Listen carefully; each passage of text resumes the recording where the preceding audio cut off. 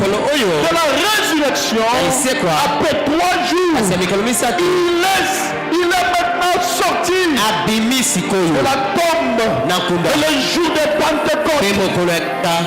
Amen. Il y eut plusieurs Jésus. La gloire de Dieu s'est séparée en 120 personnes. Et la gloire, l'oracle de Dieu est sorti de la bouche de Pierre. Que c'est pour nous. Et a aussi un grand nombre. Le Seigneur Dieu appellera. C'est nous. Amen. C'est de là que Dieu a commencé maintenant à voir plusieurs dieux. Aujourd'hui, on peut voir Dieu. On peut voir Dieu. On peut voir Dieu. On peut voir Dieu. Amen. Quand quelqu'un a des problèmes, quand il vient, nous avons notre diaconesse ici. Maman c'est... Non, maman elle le sait déjà. Maman Cécile. Quand les gens viennent, Dieu vous bénisse. Les gens qui étaient venus ce vendredi-là. Qui étaient venus ce vendredi-là? Dieu vous bénisse, vraiment. Et toi aussi? Toi aussi, Dieu t'est venu. Ça c'est bien. C'est ça des bons chrétiens.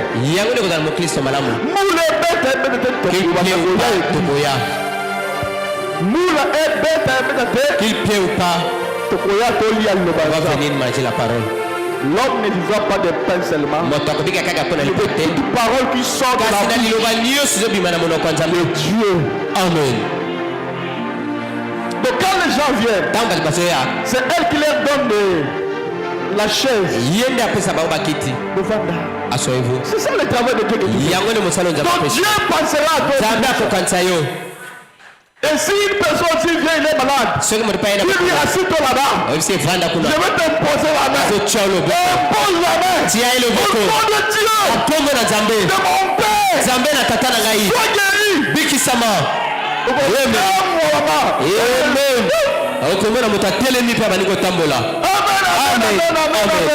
Amen. Pourquoi?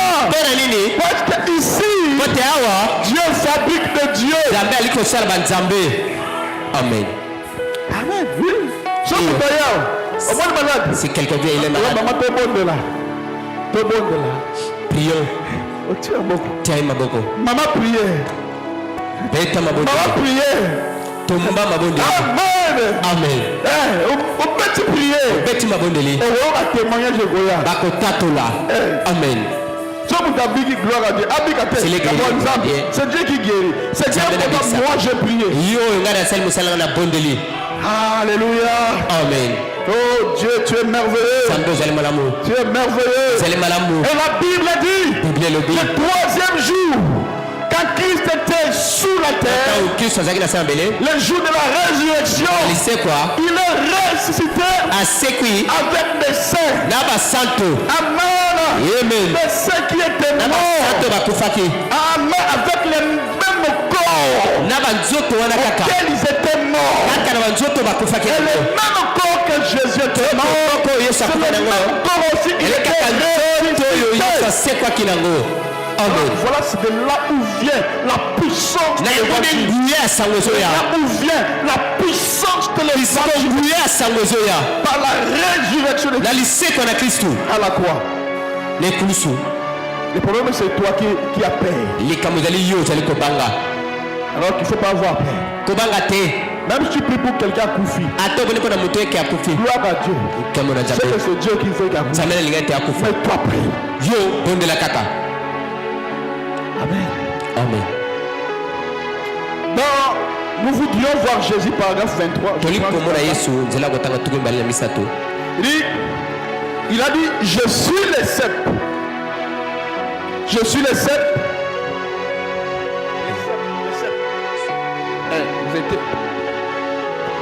Je suis le cep, vous êtes les sarments. Eh bien, ce n'est pas le cep qui porte le fruit. Il donne la vie au sarment. Et c'est le sarment qui porte le fruit. Vous qui êtes ici, en accord. Amen. Amen. Vous qui êtes ici,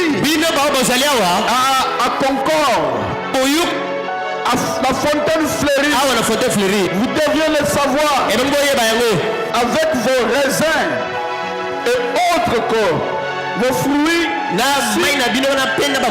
Si vous allez donc à un arbre portant des raisins, ou plutôt à une vigne, vous entendez à retrouver les raisins. Si c'est une vigne, ça produira. La vigne ne porte pas de fruits, mais ce sont des sarments qui portent des raisins. C'est vrai. Si vous allez dans un pommier, c'est un bon arbre fertile, il produira des pommes. Amen. Amen. Si tu es un fils de Dieu, tu produiras la sainteté en toi. Tu produiras qui Dieu en toi. Mais si tu es un fils de Satan, tu peux faire tout. Tu n'arriveras pas à produire sainteté. Si tu es un enfant de Dieu, il y aura un changement. Parce que la semence qui est en toi fera tout de sortir. Mais si tu n'es pas le fils de Dieu, tu feras toujours semblant d'être un chrétien. Et tu n'arriveras pas. Mon frère, tu veux être béni. Cela dépend du moment, du montant que tu places dans le service de Dieu. Tu veux être béni. Cela dépend du montant auquel tu places dans l'œuvre de Dieu. C'est ça la terre pour s'aimer. Ton argent. Amen. Tu ne peux pas s'aimer ton argent dans l'ambiance et s'attendre à Dieu. Ceci est naturel. Que tu sois chrétien, que tu pêches ou pas, quand tu sèmes, tu vas récolter. C'est la loi. Voilà pourquoi vous allez voir même que les pécheurs sont bénis. C'est la loi de la reproduction. Celui qui va s'aimer, il va récolter. Amen. Amen. Mais il y a beaucoup de gens qui n'ont pas de ne prie pas comme est-ce qu'elle est bénie. Mais peut-être il connaît les secrets. Oui, bah c'est qu'elle est.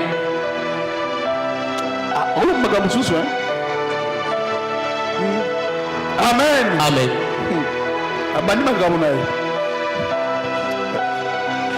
Hérité. Alléluia. Amen. Dieu Zambé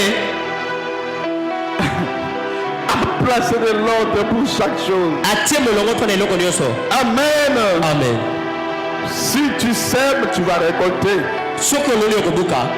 Amen. Amen. Amen. Amen. Et si tu veux devenir riche, sème de l'argent. Mais aussi il faut s'aimer la parole dans ton cœur. Parce que tu peux s'aimer l'argent, tu seras riche, oui. Tu peux aller en enfer. Mais tu sèmes la richesse, l'argent et la parole. C'est ça ce que nous voulons. Moi je compte avoir beaucoup d'entreprises. On peut être riche et être chrétien. On sert Dieu et on est aussi béni.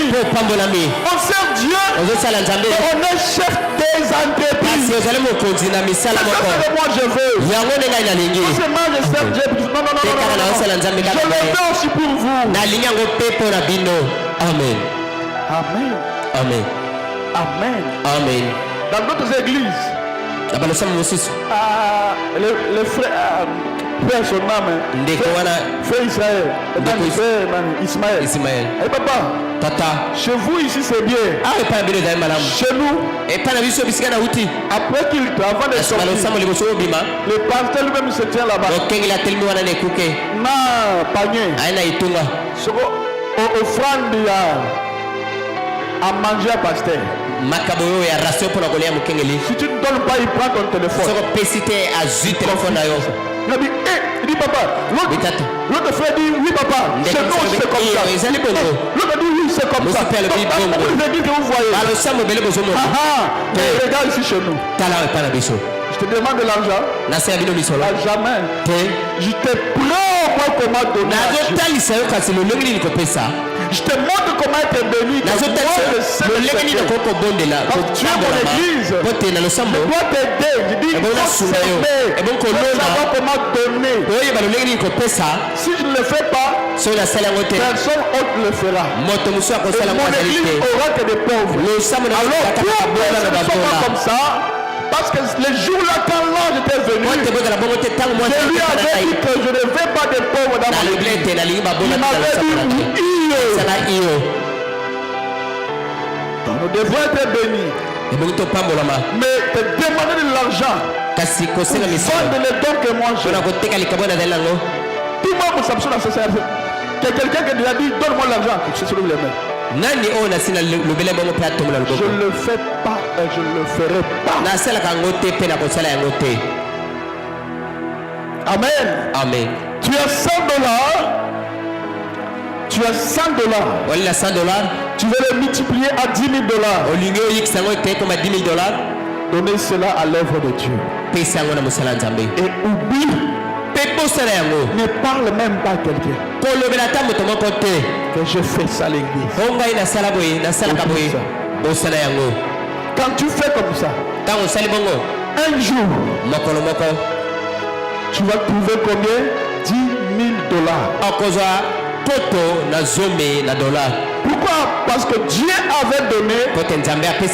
Il a dit, quand tu donnes, quand tu donnes, tu vas récolter, tu vas moissonner quoi? Au centuple.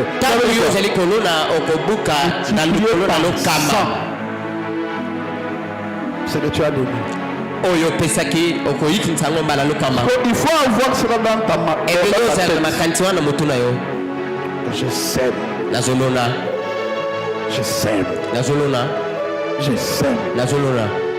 Quand on dit on veut le groupe, fais ça de tout ton cœur pour être béni.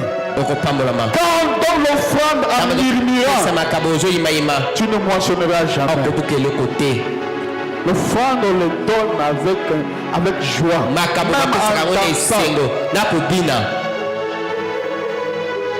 Alléluia. Amen.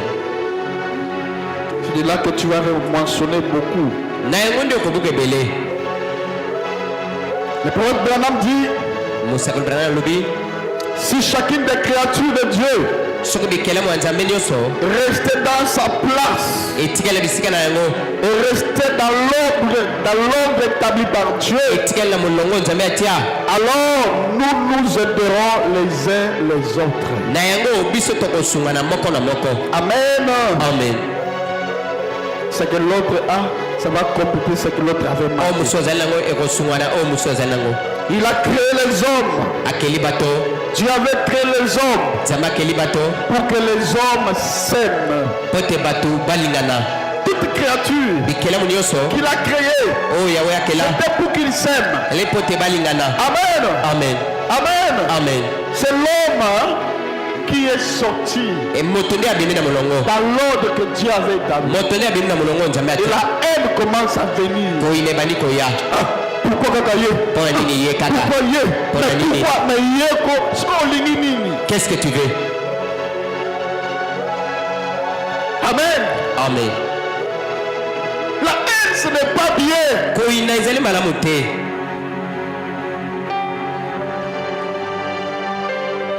Quand il fait chaud, tu peux regarder de l'ordre que Dieu a établi pour les animaux. Et tout souvent se rassembler pour créer de l'ombre. Et quand ils vont se rassembler, l'ombrage va couvrir tout le monde. Et quand il fera froid, ils viendront encore se rassembler. Et quand ils seront ensemblés, ils vont dégager la chaleur. Et tout le monde aura un peu chaud. Mais l'homme est sorti de l'ordre de Dieu. Oh Dieu, pitié pour nous les hommes. Quel désordre que l'homme a aujourd'hui. Les gens veulent prendre la place des autres. Amen. Amen. L'entraîneur sait où il doit placer chaque joueur. C'est la place de l'entraîneur. C'est la place de guide. Il sait que lui, si je lui mets un attaquant, numéro 10 Mathieu gardien, va marquer dessus la tour. Il sait que non, lui, il doit le mettre dedans. Il faut de la place. Comme ça, il y aura au moins une ambiance pour les gens l'intérêt. Et après, il passe. C'est ça l'ambiance. Et tout va aller bien. Entraîneur connaît chaque joueur. Alléluia. Il connaît chaque joueur. Amen. Amen. Il sait que l'un sera défenseur, l'autre sera gardien. S'il fait l'échange, il y aura des troubles.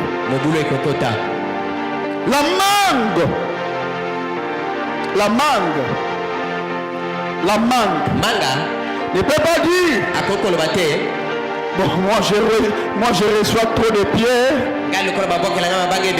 En tout cas, j'en ai marre de pierres.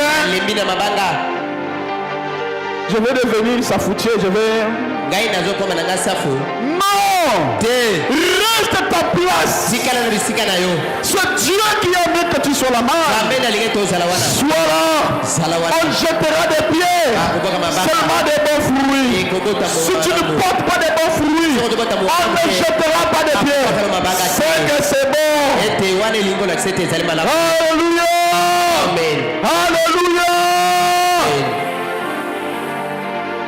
Ça montre que tu es un bon arbre. Si vous voyez manger, faites tomber une mangue. Et puis lui-même commence à manger ça. Il y a quelque chose qui ne va pas. C'est impossible, c'est la sorcellerie. Frère Bel, tu as déjà vu une mangue que lui-même dit cette fruit c'est bon, hein? Lui-même il prend ça. C'est impossible. Alors c'est de là qu'il faut savoir. C'est de même loi. Même Dieu a établi tout dans la nature. Quand Dieu te donne un don, ce n'est pas pour toi. Donc même une fois tu ne mangeras pas ça. Mais c'est pour l'intérêt des autres personnes. Amen. Amen. Tu peux être là, tu es affamé, mais la mangue a beaucoup de mangue. Mais c'est nous qui viendrons accueillir ça. Soit lui-même à l'Okauka. Mais les gens mangent de ça. Amen. Amen. Dieu, s'il a donné un don à toi, l'intelligence à toi, ou quelque chose à toi pour l'utilité de l'église, c'est que c'est Dieu lui-même qui a reconnu ce qu'il a mis en toi. C'est pas pour toi, c'est pour Dieu. Et lui-même prend ça pour utiliser cela. Donc quand tu commenceras à dire non, Dieu commencera à frapper. Alléluia. Amen. Quand Dieu donne un don, il le donne pour toi. Ce n'est pas pour toi. C'est pour d'autres personnes. Amen. Amen. Et Dieu a donné gratuitement Vous aussi donnez gratuitement. En aucun instant, il faut demander de l'argent. On ne demande pas de l'argent. Quand je donne un don, c'est gratuit. C'est gratuit. Amen. Amen. Pourquoi je vais dire que moi ici je ne vous demanderai pas d'argent, mais je vous apprendrai toujours comment donner à Dieu. Je vais vous apprendre toujours comment arracher la bénédiction. Même du haut de la chair. Quand une parole qui est bénie sort. Si tu as l'argent, seul cela. Et quand tu donnes, tu dis je prends ça. Ce sont des moyens que tu peux t'accaparer de cette bénédiction. Alléluia. Amen. Bien-aimé, Dieu nous aime. Vous êtes des chrétiens. Si tu es chrétien, on criera toujours sur vous. On va vous créer des problèmes. Et surtout dans la famille. Si tu es chrétien, si on ne te crée pas de problème, c'est que tu n'es pas encore devenu chrétien. Pour que Dieu te tente, il doit commencer à laisser les gens de la famille de foi te toucher. Comme ça, Dieu va regarder si et seulement si tu deviens chrétien. Et toi tu verras seulement quand on dit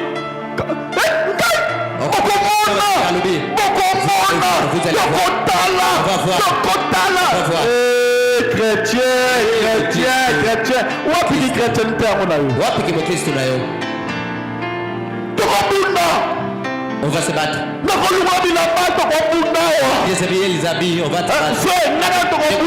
va se battre. Mais tu es chrétien. Et tu parles de Dieu pourquoi? Reste à la maison.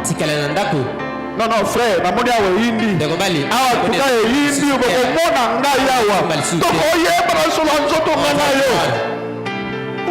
non. Chrétien ou comment? Amen. Amen. Si tu es chrétien, sache bien que des problèmes vont venir. Surtout dans la famille. On doit te toucher. Parce que chrétien, veut dire quoi? Mourir. Tu dois mourir avec Christ. Est-ce que Eben Nalobaka? Pourquoi moi je suis irrésistible, invincible? Hein? Parce que même quand on m'enfonce, garde Kimia, l'Éternel combattra pour vous. Mais quand tu veux te combattre toi-même, tu ne réussiras pas. Tu ne réussiras pas. Si tu es chrétien, sache que les gens vont t'indexer les doigts. Vont même te gifler. Et à ce moment-là, on verra toi aussi. Que Dieu te bénisse, ma sœur. Dieu te bénisse. Là, c'est que tu deviens chrétien. Et si seulement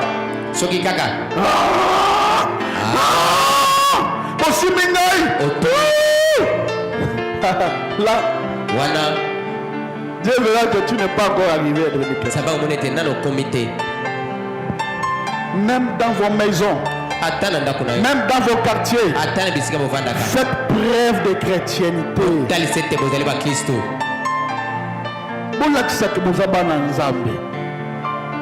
Amen. Ça fait la honte de te voir en train de se chamailler au quartier. Pour qu'on finisse dans le quartier. Tout le monde a que de l'église. Ça fait la honte même de ton pasteur.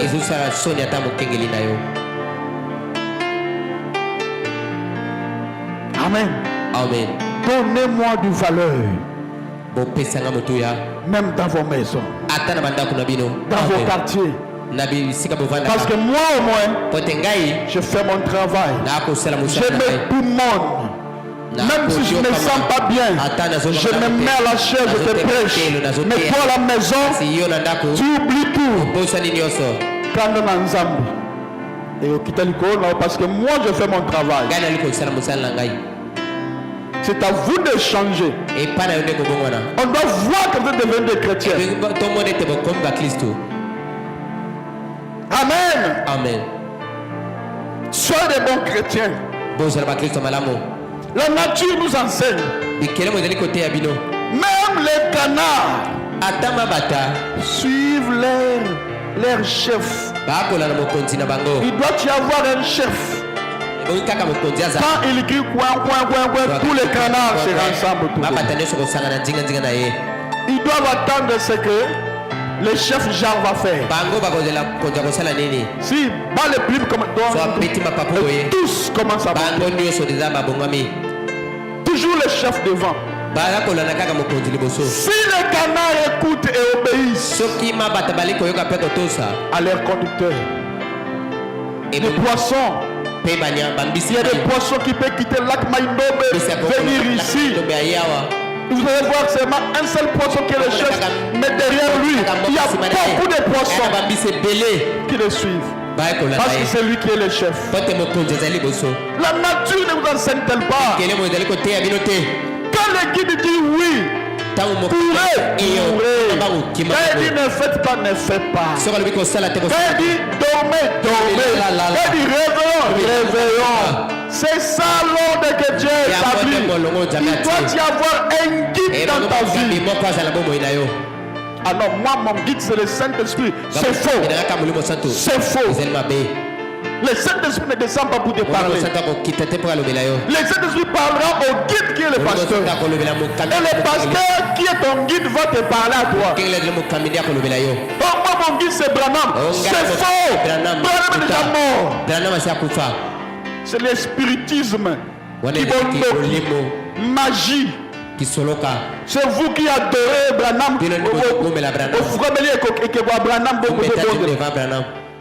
Spiritisme, c'est la sorcellerie, c'est la magie même.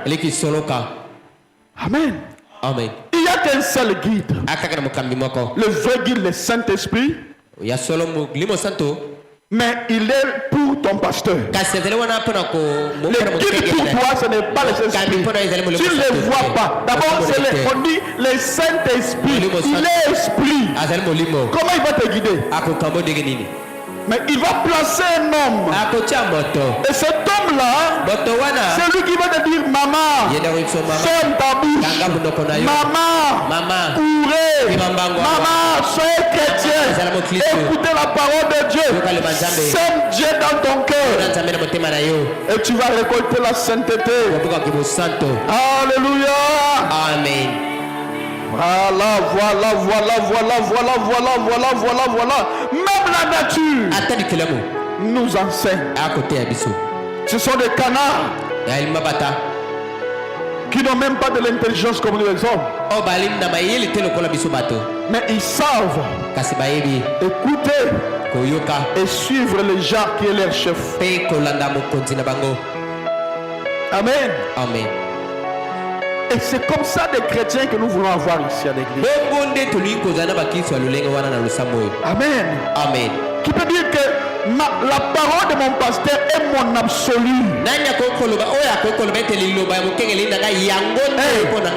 Ce que mon pasteur dit, c'est ça ainsi dit le Seigneur pour moi.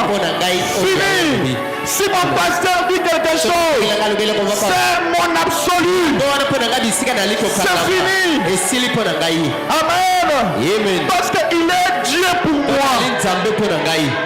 Moi je n'ai jamais vu Dieu, mais je le vois Dieu. Quand il me parle, ce n'est plus un homme qui me parle, c'est Dieu qui me parle. Et quand il me dit quelque chose, c'est un absolu pour moi. C'est fini.